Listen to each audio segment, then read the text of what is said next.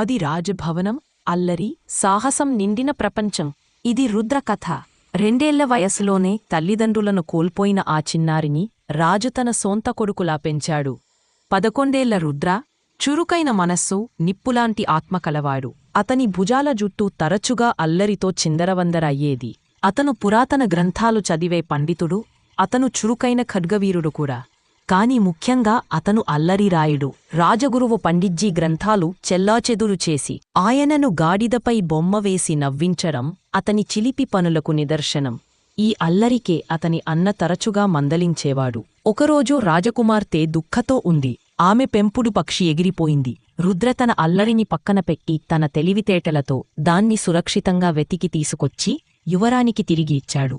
రుద్ర అల్లరి చిరునవలో ఆయన దయగల హృదయం, సాహసోపేతమైన స్ఫూర్తి కలవాడు.